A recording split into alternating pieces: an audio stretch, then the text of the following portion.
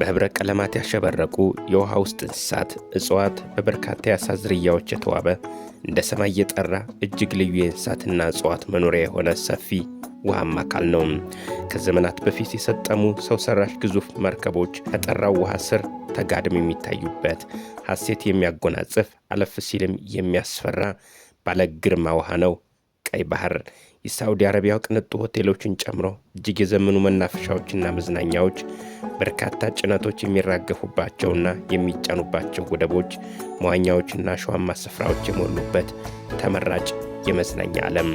ጂኦፖለቲካዊ ትርጓሜውን ወደ ጎን ብለን ኢኮኖሚያዊ ፋይዳውን ስንመለከት ቀይ ባህር እጅግ አስፈላጊ የዓለም የኢኮኖሚ መሸጋገሪያ ቀጠና ነው። በቀይ ባህር የሸቀጦች ማስተላለፊያ መስመር በዓመት እስከ 10 ሚሊዮን በርሜል ነዳጅን ጨምሮ በርካታ ሸቀጦች ይተላለፉበታል።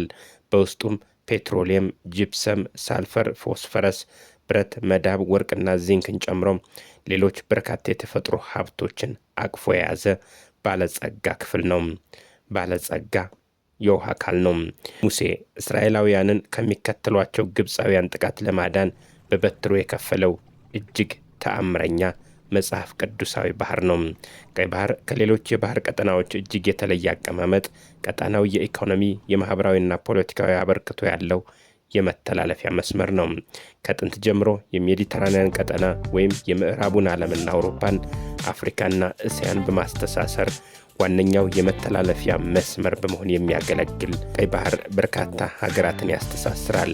በአሁኑ ጂኦግራፊያዊ አቀማመጥ ሱዳን፣ ኤርትራ፣ ሳዑዲ አረቢያ፣ ግብፅ፣ ዮርዳኖስ፣ ሶማሊያ፣ ጅቡቲ፣ እስራኤልና የመን ይጋሩታል። የታሪክ ባለቤትነት ጥያቄ ያላት ኢትዮጵያም በአካባቢው ካሉ ታላላቅ ሀገራት መካከል በድንበር ባትጋራም ትልቅ ተጽዕኖ ያላት ሀገር ነች። ያም ሆነ ይህ ቀይ ባህር የዓለምን የኢኮኖሚ እንቅስቃሴ ወሳኝ የውሃ አካል ብቻ ሳይሆን ፖለቲካዊ ተጽዕኖም ከፍተኛ ነው። በዚህም የተነሳ በተለያዩ ጊዜያት የአውሮፓ ህብረትና የአፍሪካ ህብረትን ጨምሮም የተለያዩ ቀጠናዊ ተቋማት በቀይ ባህር ጉዳይ ሲመክሩ እንደነበር ታሪክ ያስገነዝባል። ለመሆኑ ስለ ቀይ ባህር ያሉ ኢኮኖሚያዊ እውነታዎች ምን ያሳያሉ? ቀይ ባህር በዓለም ረጅሙን የውሃ ውስጥ መልክዓ ምድር ወይም ዛጉል መሰል ድንጋይ ወይም በእንግሊዝኛው ኮራል ሪፍ ያለው ሲሆን በርዝመትም እስከ 1500 ማይል እንደሚረዝም ይነገራል። እጅግ ህብረ ቀለም የበዛበት ይህ ዛጉላማ ድንጋይ ክምችትና የውሃ ውስጥ አነስተኛና ደቃቅ አካላት መብዛት የበርካቶችን ቀልብ ስቧል።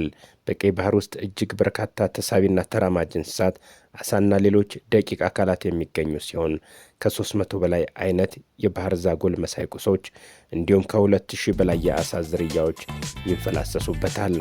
በቀይ ባህር የሚገኘው ውሃ እጅግ ንጹህ ከመሆኑ የተነሳም እስከ ረጅም ርቀት ድረስ ውሃው ውስጥ ያሉ ነገሮችን ቁልጭ አድርጎ ያሳያል። ለዚህም በርካቶች ለመዋኘትና ለመዝናናት ይመርጡታል።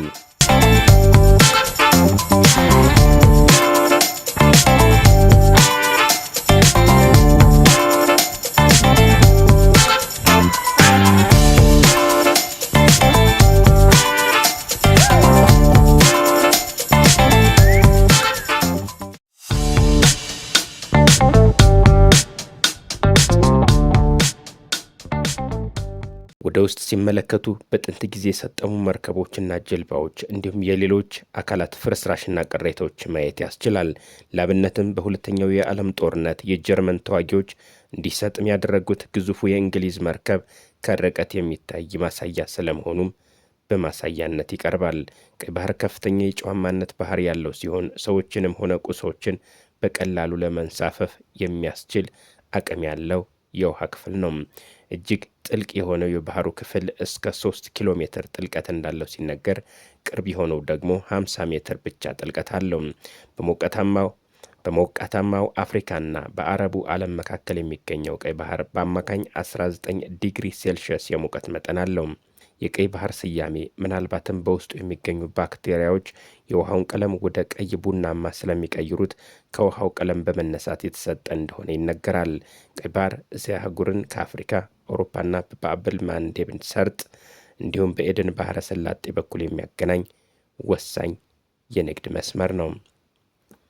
ቀይ ባህር ከፍተኛ እሳተ ገሞራ ከሚነሳባቸው አካባቢዎች አንዱ እንደሆነ ይታመናል። በዚህም የተነሳ እንደ አውሮፓውያኑ አቆጣጠር በ2011 እና ከሁለት ዓመታት በኋላ ሾላንና ጃዲድ የሚል ስያሜ የተሰጣቸው ደሴቶች በባህሩ ላይ ተፈጥረዋል። ቀይ ባህር 2250 ኪሎ ሜትር ርዝመት እንዳለው የሚታወቅ ሲሆን ወደ ጎን ደግሞ ሰፊ በሆነበት በኩል 355 ኪሎ ሜትር እንደሚሰፋ መረጃዎች ያሳያሉ። ጠቅላላ ስፋቱም 450 ሺህ ስኩዌር ኪሎ ሜትር እንደሆነ ይነገራል።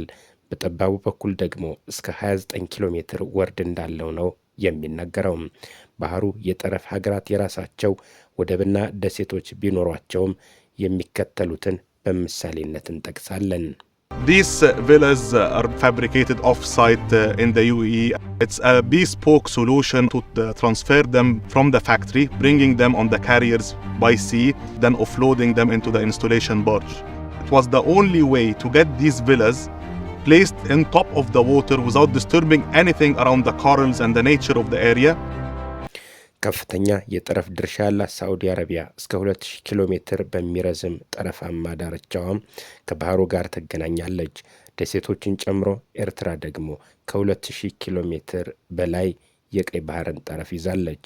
በቀይ ባህር ላይ ከ520 በላይ ደሴቶች ሲገኙ ከ350 በላይ የሚሆኑትን ኤርትራ የምታስተዳድራቸው መሆናቸውንም መረጃዎች ያሳያሉ። በዚህም በቀይ ባህር ላይ እስከ 11 በመቶ የሚሆን ድርሻ እንዳላት ይነገራል። በባህሩ ላይ ትልቅ ድርሻ ያላት ግብፅም እንደ ሻርም አልሸክ ያሉ ከተሞቿን የተገነቡት በቀይ ባህር ጠረፍ ነው። በእርግጥ ውቅያኖሶችና ባህሮች የዓለም ሕዝቦች መጠቀሚያ እንደሆኑ ስምምነቶች ቢኖሩም ከጠረፍ እስከ 12 ናውቲካ ማይል ወይም 22 ኪሎ ሜትር አካባቢ ድረስ እንደ ግዛታቸው ሊቆጠር የሚችል ነፃ ቀጠና ሊኖራቸው እንደሚችል ይታመናል።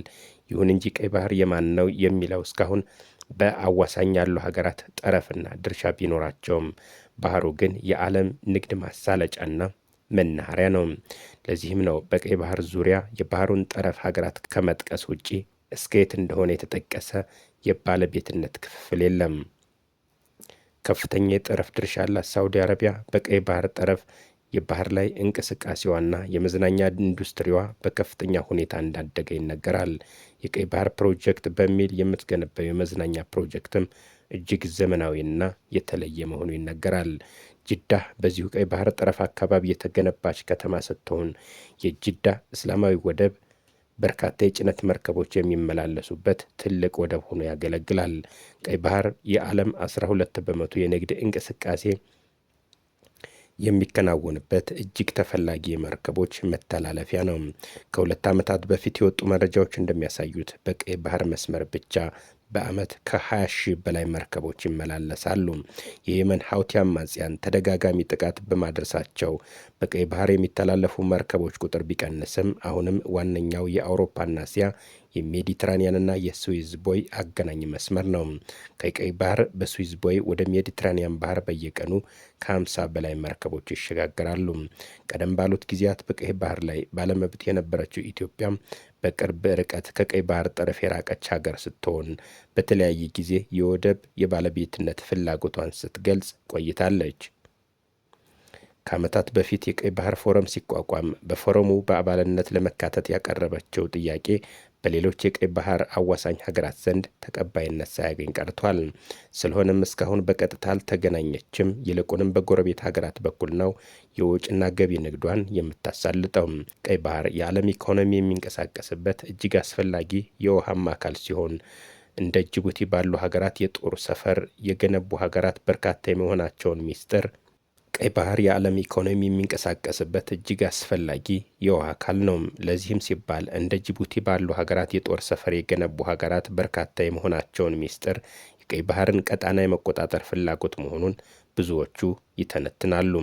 ያም ሆነ ይህ ከጥንት ጀምሮ ቀይ ባህር ካለው አቀማመጥና ተፈጥሯዊ ጸጋው አንጻር እጅግ አስፈላጊ የኢኮኖሚ ቀጠና ነው። በሌላ ጊዜ በሌላ ድንቃ ድንቅ የቢዝነስ ጉዳይ እንመጣለን። ሰብስክራይብ፣ ላይክ እና ሼር ማድረግ